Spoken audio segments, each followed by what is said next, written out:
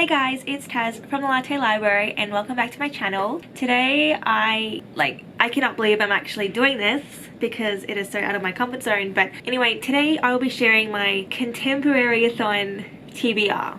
I've never done any sort of a thon before and I would not have expected my first one to be based on contemporary books, as I generally don't enjoy the genre. However, I'm trying to really go out of my comfort zone and read new things. There's been a lot of hype around quite a few contemporary books at the moment, so yeah, I just thought I'd give it a go. Hopefully it works in my favor. I don't know, but it's quite exciting. I am a little bit nervous because it goes from the 23rd of September to the 29th, and there are 7 challenges in basically a week. So I don't know, I'm pretty nervous, and because it's like during a working week, I'm just not sure if I'll get it all done, but I'm going to try. And I thought it'd be like a cool thing to just film and see how I go. I'm not sure if I'll do like reading vlogs in between. I haven't quite decided yet, but I definitely thought I would share a TBR and see how we go from there. So I actually came across the Contemporary-a-thon page a couple of weeks ago, and it seems that they do it often, so I'm like, sweet, this could be good. If I like it, I can do it later as well. And it is run by, or the hosts are, according to Jules, Chelsea Dolling Reads, My Reading is Odd, and Mel to the Annie. I think it's really cool. They've got almost 2,000 followers, but it seems like a lot of people are getting into it this time. I think it's really cool. Just going to get straight into it. Okay, so this is like round 5. And the first challenge is read a 2019 release. I googled like the new releases in this genre, and there are heaps. And I've seen people talk about quite a few of them, but I decided to go with The Unhoneymooners by Christine Lauren. It sounded the most appealing to me out of the ones that I looked at, and I've actually heard really good things about Christine Lauren, so I'm like, well, let's try it. Hopefully it goes well. Just from like the sounds of it, it's a haters to lovers type trope, so I don't mind that, so hopefully I do enjoy it. The second challenge is read a contemporary with yellow on the cover. I've chosen The Kiss Quotient. I've read like half of this, but I started reading this like a little while ago. I just haven't finished it yet. I haven't had time really, or been in the right sort of like headspace, just sit down and read the rest of it. So I'm going to finish this. I'm not sure if that's classed as cheating or not, but probably not, I don't know. But it has yellow on the cover, so. And this is totally like my Sunday productive hair. I just chuck it up because I just need my hair out of my face. I get like super productive today. I've edited photos, uploaded a video and edited a video, and then filming this, and I'll edit this as well, so it's like hair back, I'm ready to do this. Third challenge is read a diverse contemporary. Okay, so I struggled to find one. I had no idea.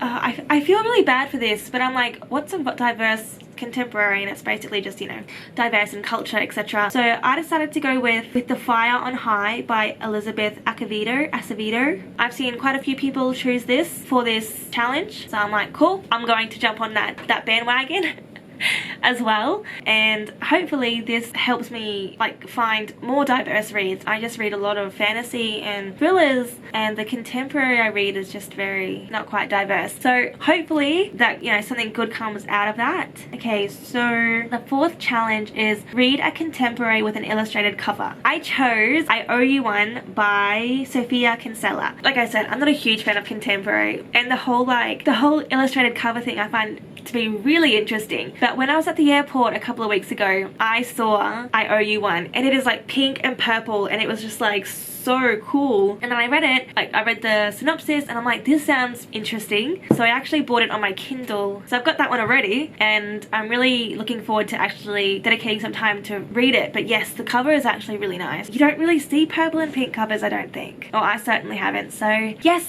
can't wait to read that. That's that. The fifth challenge is read a dark / hard-hitting contemporary. I struggled with this one as well. I wasn't really sure, but I ended up going with We Are Okay by Nina LaCour. It did sound interesting. I'm not really sure what kind of hard-hitting contemporaries are out there. I know there are quite a few, but I just couldn't like think of any on the top of my head, so I kind of like looked at what other people were doing and then looked up those books, read their synopsis, and I kind of just came to like that one. So We Are Okay by Nina. Hopefully it's really good. I don't know. I don't think I've really... See, I find some, like the last couple of thrillers I've read have been pretty hard-hitting, so hopefully this is like good, and I'm interested to see how I react to it. Only time will tell. The 6th challenge is read a contemporary with plants on the cover. Okay, so I chose The Flat Share by Beth O'Leary. Okay, so there are like 2 different covers for this book. The cover that I see in stores in Australia don't have plants on it, but there's like another, like a different cover, and it has plants on it, and I've kind of like been really like curious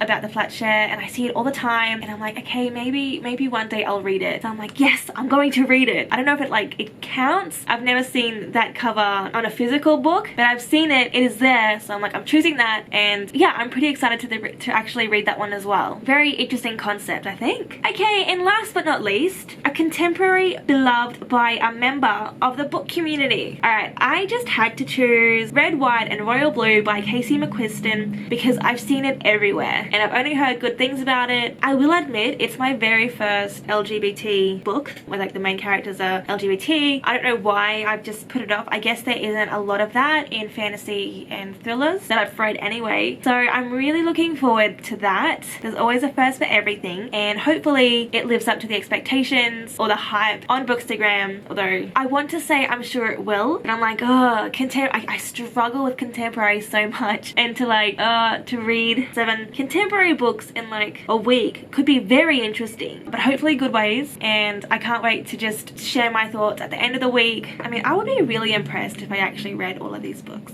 I will definitely have to audiobook maybe 2 or 3 of them just so I can listen to it during work time, or else there's no way, like there is no way in hell I could actually read 7 books, like physically, no way. I do not have time for that, unfortunately, but fingers crossed I get to it. Are you participating in Contemporary-a-thon? What's on your TBR? Like, am I doing it right? Are these right? Like, what are you reading? And if you have any contemporary recommendations, please send them through. If they're diverse or LGBT, even better. And yeah, that's it. I am participating in Contemporary-a-thon. Who would have thought? Definitely not me, but here we go. I cannot wait, and I will see you in my next video. See ya!